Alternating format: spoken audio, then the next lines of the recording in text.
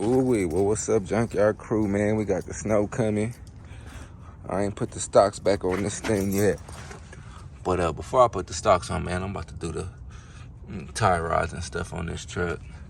Done the shocks before and all that bullshit, but axle's cool. But I ain't gonna do that for a little bit. The truck can sit right here on the blocks, so I ain't too worried about it. Woo! Boys be talking two doors, man. I don't even know how many miles your ass got. I think like 185. I ain't even opened this truck in so long. But today I ain't gonna be doing no work in the yard, man. We're gonna do a little bit of talking it up. Where my keys at?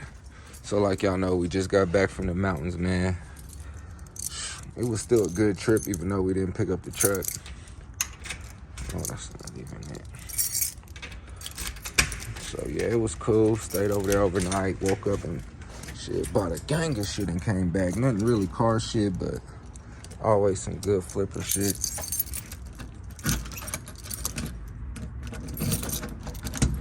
Shit, was unloading that shit all night.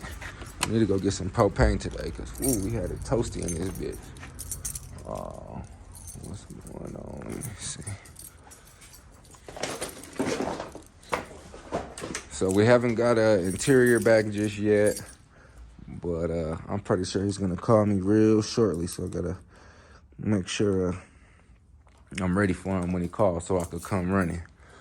But yeah, it was a smooth trip, man. It was like almost 600 miles round trip, man, and that truck did fucking great. The only real issue I had with the truck the whole trip was on the way back, going up the mountain. The damn RPM gauge stopped working and it was revving a little fucked up. But I just pulled over at the gas station, probably whenever I got to it, cut the car off, checked everything out, started it back up, and it was back working right. So I said, all right, bet. So other than that, man, that OBS didn't have no problems making that little short of 600-mile trip. So I was happy with that. Not too much shit up there is for sale, man. These guys are still driving their OBSs every day. That 5500 one, I liked it. That truck, that was pretty cool, but it just wasn't in the condition I'd like for that price tag. But it would make somebody a good truck. I'm pretty sure down here it would sell with no smoke.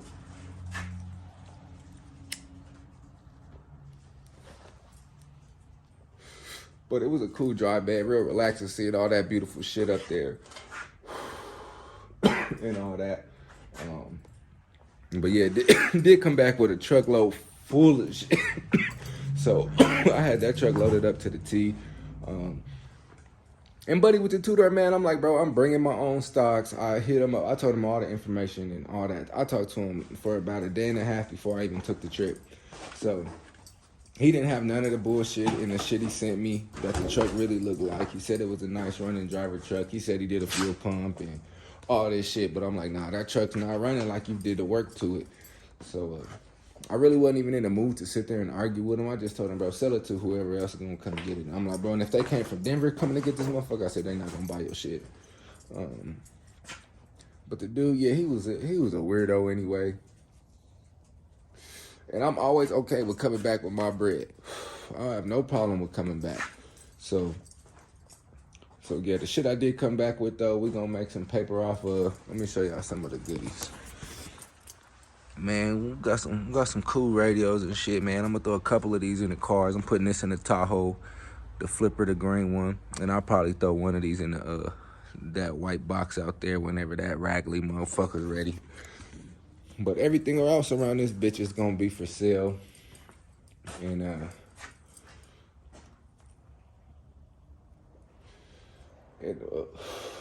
man, that Trans Am, I did go back and talk to the people about the drop top Trans Am. Her dude loved Pontiacs. He got a Pontiac version of the Chevelle back in his yard. They showed me a couple of whips they had. I said, oh, I really love these cars. 200 was like, yeah. But, you know, I leave my number, you know, everything about selling it. Just give your boy a holler, man. I'll skirt my ass back up here, nigga, no problem. So I did meet another couple with an El Camino. They wasn't ready to let go either. So, you know, get him the number, let me know. because I will pull up on you. So in due time, man, some of these people, they always keep their cars, but you know, when they pass away, some of the kids be like, get rid of that motherfucker. And that's what happened with a few of these cars already. Blue truck, the husband died, the wife sold it to me. Blue Caprice, the mom died, son sold it to me. Cadillac, the son punked that bitch when his dad died, and I bought that motherfucker. What else? Who else I get from an old person that might have been out? And the black truck, that's a one owner too, but the dude wasn't, he was just trying to get rid of that motherfucker. He trying to do some other stuff. So most of the whips that I do got in this good condition did come from somebody that passed away, man. So I'm a person, I keep the whips. When I talk to people when I buy their cars too, I be like, so what you want me to do with it? You want me to keep it? You mind if I sell it? Like, well, what's the deal? And like the Trans Am dude, I don't give a fuck what you do with it. He said, you can build that motherfucker, sell it. He said, you can keep it. He said, I don't care, just make sure you got my bread. I said, bet. So, you know, that'll be going up for a flipper as it is. But if I deal with you and I talk to you about buying your car, and then you old person, and you like, man, I want you to keep this motherfucker. Then that's what I'm gonna do. I'm like, nigga, I'm keeping this car. Original owner told me don't let it go. And I ain't got no smoke with it. I got the space, and I'm gonna be giving out cars to kids when I'm gone. Shit, but I should be here for a mighty long time. I'm trying to hit 100 piece.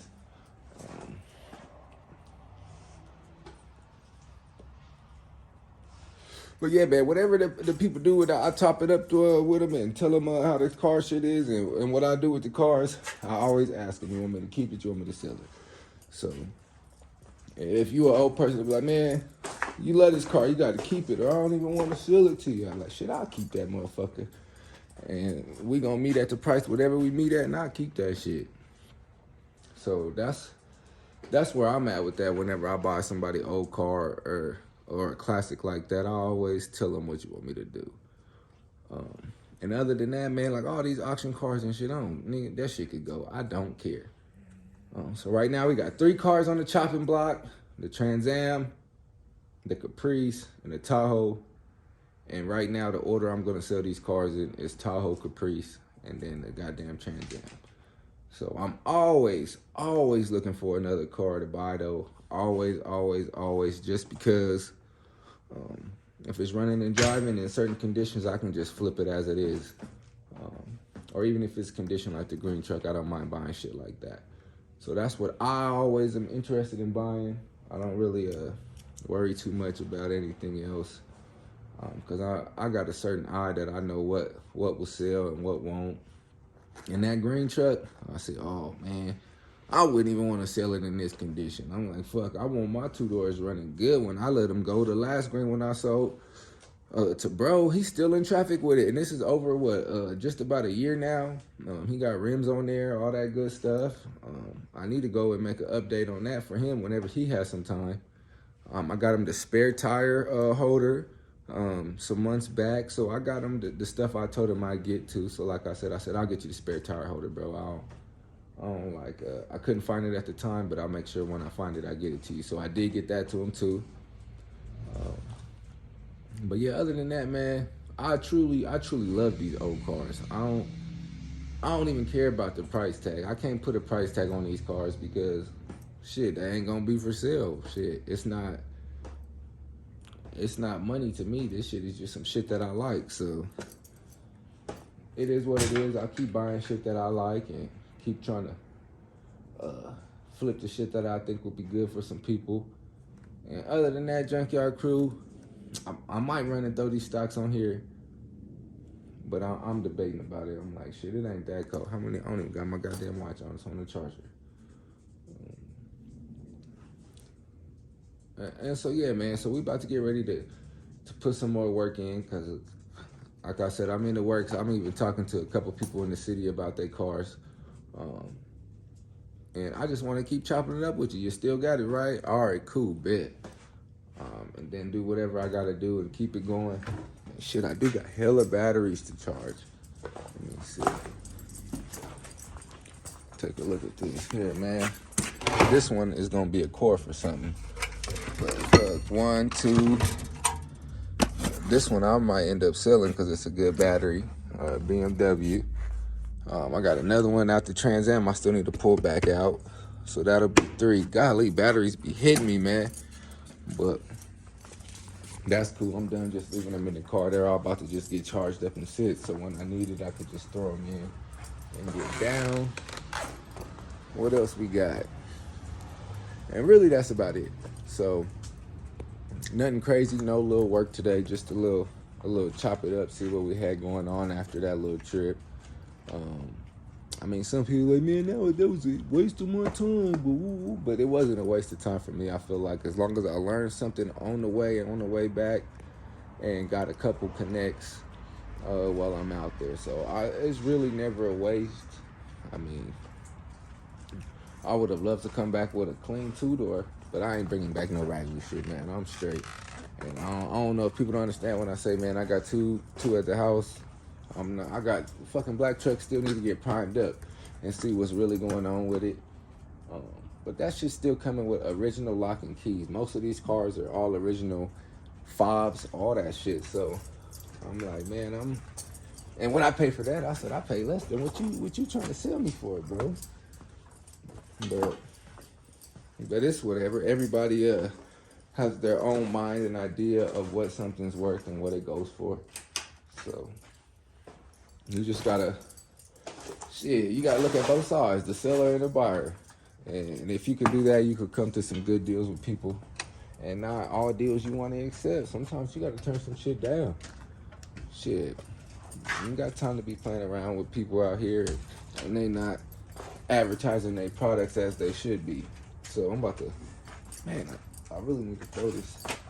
I guess the tires can sit because the motherfucking ain't going nowhere. So what's coming up? We got tires to buy. We got water pump to do.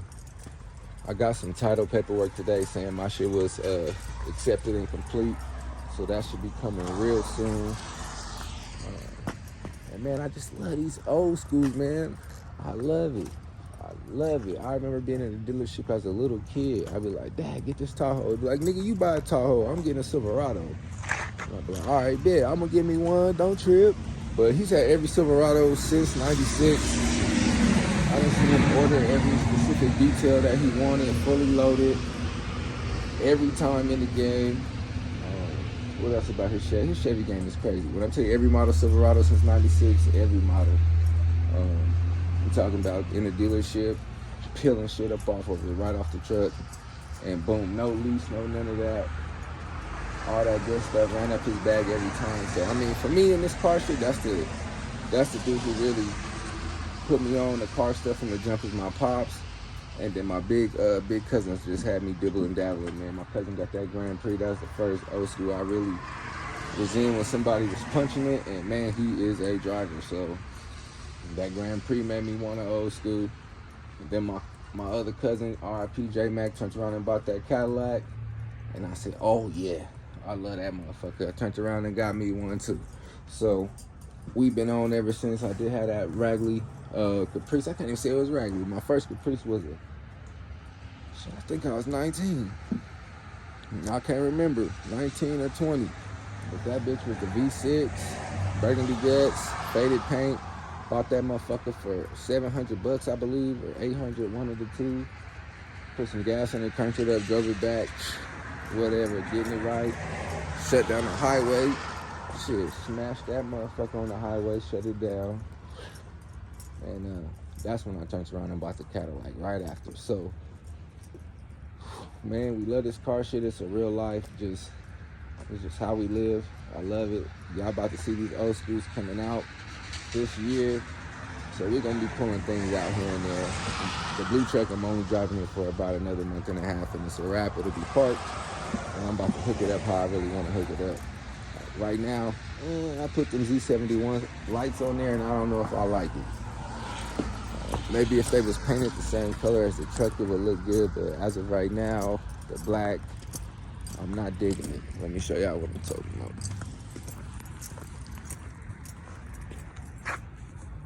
So we got them black Z71s on there. and that little space right there on the top, it had like a little foam on there because it came from that Tahoe when I didn't want to rip it off in case I'm not gonna keep these lights on there. So maybe if they was just painted blue, it would look good. But man, still got them damn stocks in the back. I need to take them up out of there. And man, I'm really happy with this truck, man. You can tell I gotta do the rear shocks too, cause that bitch is squatting a little bit. Hella high in the front. But those shocks were real good. That's in the front, it's real solid. Drove real nice, but that back was a little bouncy prior to having all the weight back there. And then the weight sat it down a little bit and it was cool. So good ass OBS. Thankful for this one right here. Whew, getting the job done. But my dad, this was his first one, was a 96 two-wheel drive step side green. He had that motherfucker on the Dayton's. I might find a picture of that too, but we'll see. So yeah, I don't know if I like the lights or not. Might be taking those right back off. So those should be coming off in a second. But always work to do in the yard, man. It's all about what work we want to do. And we'll run that shit from there, man. Colorado got whips. Just a little story time background on the Ragley truck. And that's it, man. Should still take my ass into work tonight. Staying out there was a little unplanned, but it was needed. And then we about to get back to it now. I don't even know how long it's gonna snow, but whenever that shit is good, sun come out. Water pump's coming off, going on. And then I'm about to tear down this Caprice and tar that motherfucker sitting right there already. So we're about to get that done, and we're always on the lookout for something. We'll see what we find. Colorado got whips, Junkyard crew. Shit, we gonna be exposing these Colorado cars here in a little bit, man. I'm not talking about, that nigga didn't he painted over the dent. No, I'm not talking that type of exposing that. I'm just typing clean, all original, old schools, man. So many cars and this and that, man. And I hate hearing two doors is rare, man. These are not rare. These cars are everywhere. I see a two-door every day, multiple two-doors at that. So I don't know about where y'all at, but where I'm at, two doors is everywhere, man. And shit, there's a lot of clean ones. There's a lot of raggedy ones, man. There's some in the junkyard. I think how many two-doors have we come across just this month? I'm gonna say what? First auction had one. That nasty green one was at the second auction. Another one just went at the auction for $5,500.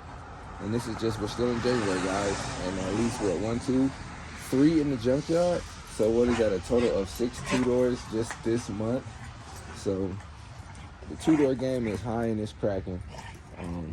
They're still out here. There's plenty of them.